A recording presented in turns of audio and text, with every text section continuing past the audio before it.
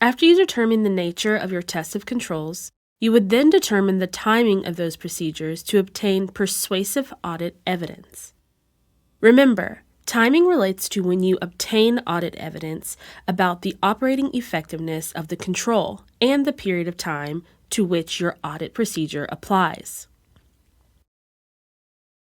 It's important to plan your procedures so they are in line with the control's operation. For example, some controls only operate at a certain time during the period, such as controls related to a physical inventory count, which may only occur annually at year end. In this case, you would observe and inspect the physical inventory count and obtain evidence over the single operation of the control.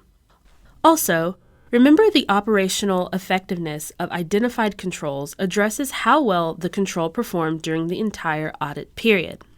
Sometimes a control doesn't operate during the entire audit period.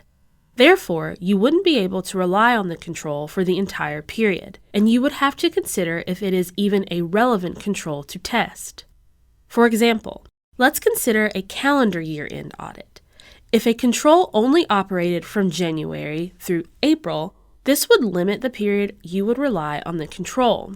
You may test controls as of or for a period that ends prior to the balance sheet date.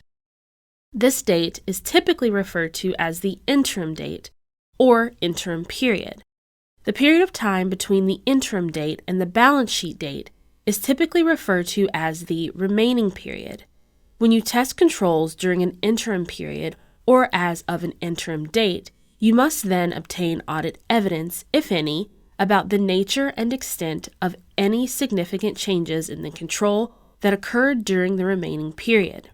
Also, you must consider what additional evidence is necessary for the remaining period in order to extend your conclusion reached at an interim to cover the full period of reliance. Another option to test controls is to spread the testing throughout the entire audit period. In other words, you would test a portion of the required sample size through an interim period or date, and the remaining required samples during the remaining period in order to conclude on an operating effectiveness.